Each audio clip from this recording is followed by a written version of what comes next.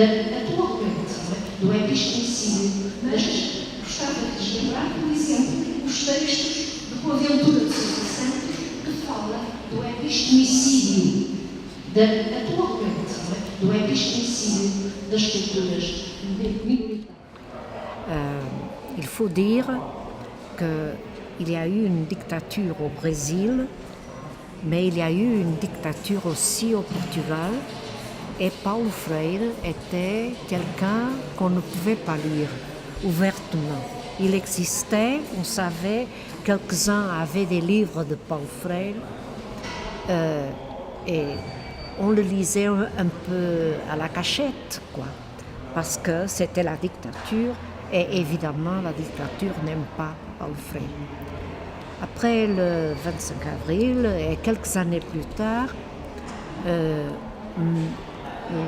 la faculté où je travaille, la faculté de sciences d'éducation et de psychologie de l'université de Porto, a eu l'idée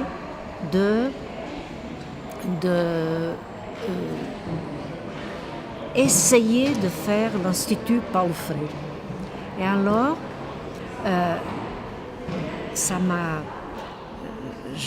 J'ai pensé que c'était drôle que tu as dit, par exemple, que Paulo Freire était quelqu'un qui était bien dans sa vie, bien dans sa peau, comme disent les Français. Et une petite histoire qui nous est arrivée, c'est que quand on a commencé à travailler sur la construction de l'Institut, et qu'est-ce qu'on va faire, et qui va travailler avec nous, etc. On a pensé qu'il faudrait avoir Paulo Freire avec nous. Il devrait venir à Lisbonne pour être professeur...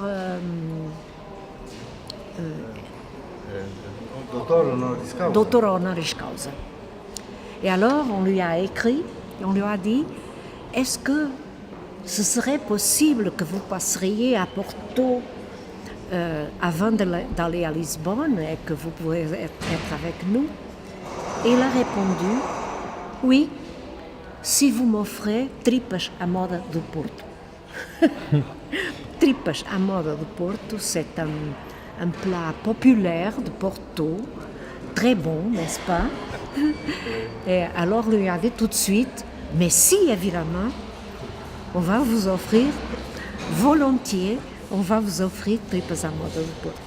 Et il est mort, tout de suite, quelques jours après.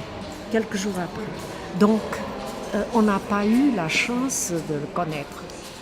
Mais ce que je peux dire, c'est que Paulo Freire a eu beaucoup d'influence, même en étant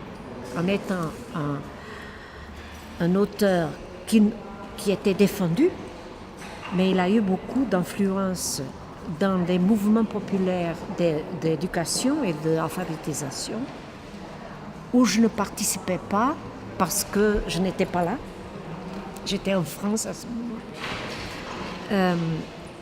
Mais il a eu beaucoup d'influence dans toutes les discussions qu'on a eues sur l'éducation après le 25 avril, sur les mouvements populaires, sur les mouvements d'organisation d'alphabétisation, etc.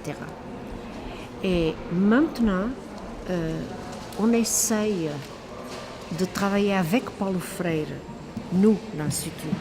Nous essayons de travailler avec Paulo Freire, et ce n'est pas seulement nous, c'est le mouvement Graal aussi. On essaie de travailler avec son travail et ses propositions de travail parce qu'on est dans un mouvement de régression dans toute l'éducation du Portugal. C'est-à-dire, maintenant, le néolibéralisme a pris complètement l'organisation du ministère de l'Éducation et toutes les indications. Donc, Paulo Freire est pour nous quelqu'un qui nous aide à lutter contre cette vague qui, malheureusement, est très forte. Et on n'a pas beaucoup d'armes pour pour lutter contre ça.